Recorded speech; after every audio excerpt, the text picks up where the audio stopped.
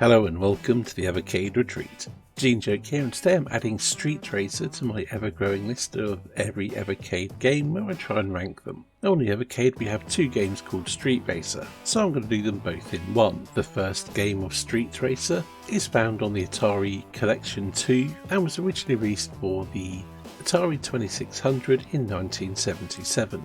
As the title gives away, it is a racing game. It was also apparently published under the name Speedway 2 for some reason. Gameplay wise, Street Racer is as basic a racing game as you could possibly imagine.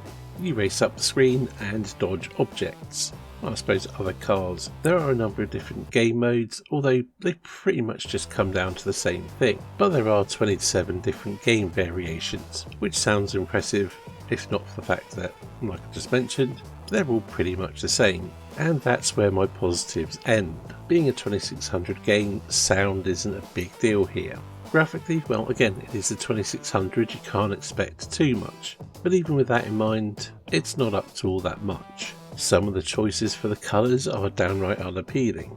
Now, I seem to recall this is a game that has been given mouse support to help give the impression of the paddle gameplay, which may even make this gameplay better, but I haven't been bothered to try it. Maybe I should, but I really can't stand this game and I didn't feel like playing it for making this video. But damn it, I have to because I need to get some gameplay footage. Guess what I'll be doing in a few minutes. To place it in my overall ranking of every Evercade game list, I would have to place it above Tempest for the 2600 but below Minky Monkey. So yeah, pretty damn low really. Next up we have Street Racer for the Super Nintendo, which can be found on the Pico Collection 4. Originally released in 1994, it was published on various formats including the Super Nintendo version here, the Mega Drive, the PlayStation and the Sega Saturn, and the Game Boy and the Amiga and Windows.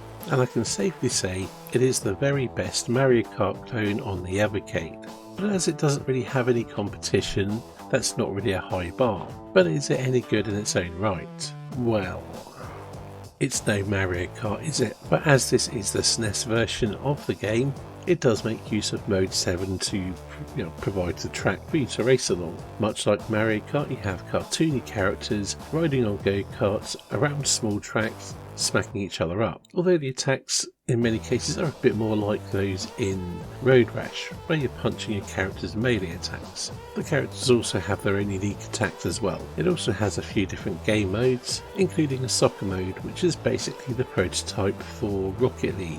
Originally the game did support up to 4 players split screen. However, on initial release of the Pico 4 collection, only up to 2 player was supported on the Evercade. That has been remedied with a more recent update, and 4 player is now functional on the Evercade. Graphically the game is quite solid, I can't really fault it too much.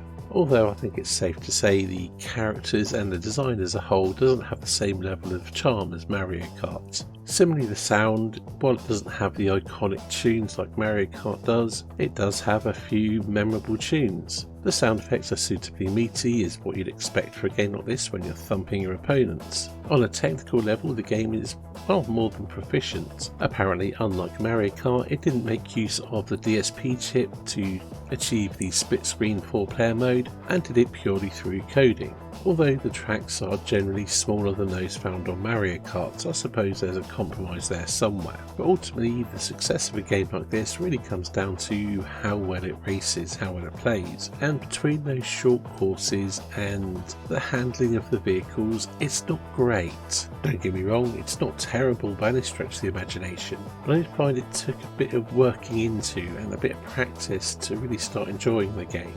And the shortness of many of the tracks really doesn't help with this. And the combat as well isn't on par with Mario Kart either. And yet I have absolutely been using Mario Kart to beat this game over the head with repeatedly, because every kart racer gets that treatment at the end of the day, and very few come off well in such a competition. So going into this expecting a Mario Kart quality game, you're going to be disappointed. Treating it genuinely in its own right, bearing in mind the hardware it was developed for and how long ago it was, the game's not actually that bad. And naturally it's best played with friends. But all that said, It's not a game that I ever think of, oh, I've got to play a bit of Street Racer. It's never in the forefront of my mind in that context. To place it in my overall ranking of every Evercade game ever, I'd have to place it above Crude Buster, but below Creatures. Anyway, that's it for this video. Thank you for watching, and I'll see you in the next one.